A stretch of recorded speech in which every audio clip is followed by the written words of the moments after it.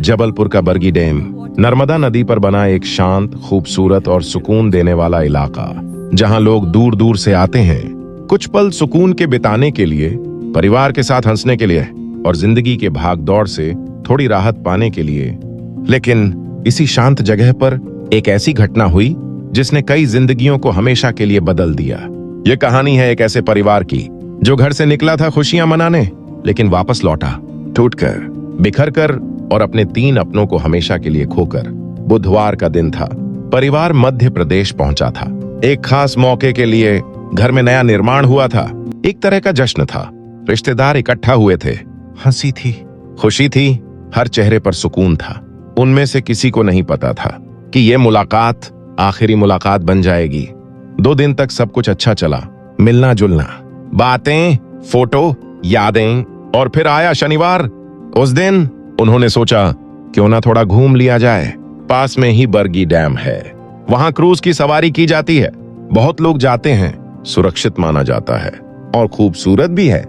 शाम का समय चुना गया क्योंकि उस वक्त पानी पर डूबते सूरज का नजारा बेहद खूबसूरत होता है। करीब 5 बजे वो सभी क्रूज पर सवार हो गए। कुल 6 लोग एक ही परिवार के। शुरुआत में सब कुछ बिल्कुल परफेक्ट था। धीरे धीरे चलती हवा, शांत पानी, पीछे बजता हुआ संगीत और लोगों की हंसी। वीडियो कॉल पर घर वालों को दिखाया जा रहा था। देखो हम कहाँ हैं, देखो कितना अच्छा लग रहा है। एक माँ अपने 4 साल के छोटे से बेटे के साथ उसे गोद में लिए मुस्कुरा रही थी। उस बच्चे को शायद ये भी नहीं पता था कि जिंदगी क्या होती है और मौत क्या होती है। वो बस खुश था क्योंकि उसकी माँ उसके साथ थी। लेकिन उसी वक्त कहीं दूर मौसम बदल रहा था।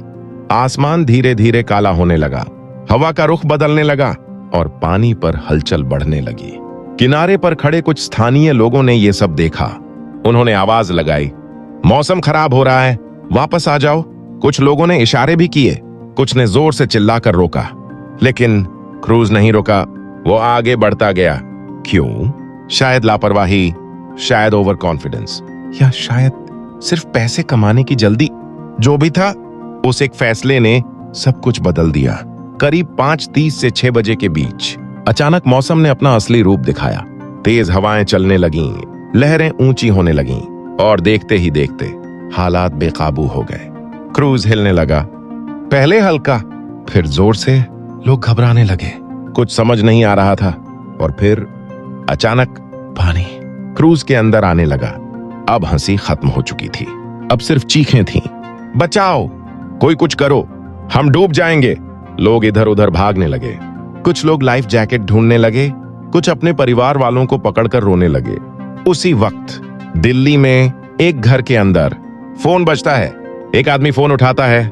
दूसरी तरफ से एक कांपती हुई आवाज आती है, मुझे बचा लो, प्रेयर करो, शिप डूब रहा है।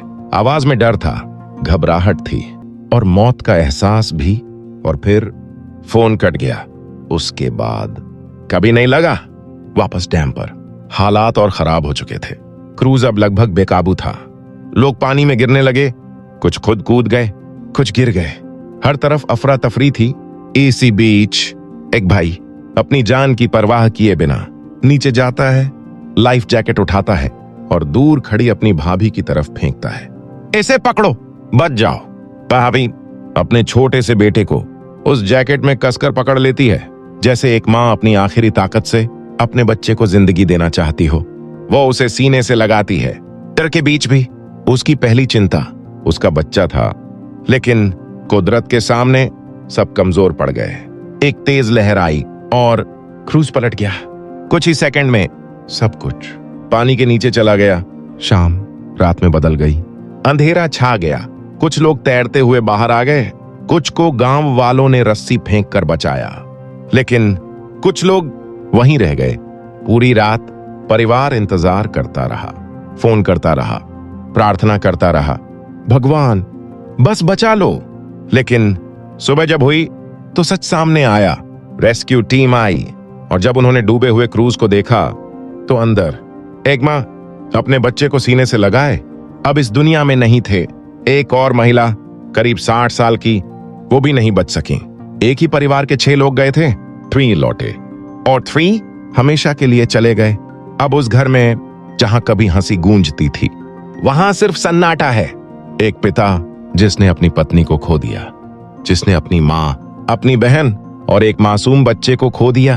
और सबसे बड़ा सवाल, क्या यह हादसा रोका जा सकता था अगर चेतावनी सुनी जाती, अगर समय पर वापस लौटा जाता, अगर सुरक्षा इंतजाम होते, अगर रेस्क्यू जल्दी पहुंचता? ये 3 जिंदगियां हमारे बीच होती। परिवार का आरोप है कि यह सिर्फ हादसा नहीं था, यह लापरवाही थी, गंभीर लापरवाही। आज भी उनके कानों में वही आवाज गूंजती है, मुझे बचा लो।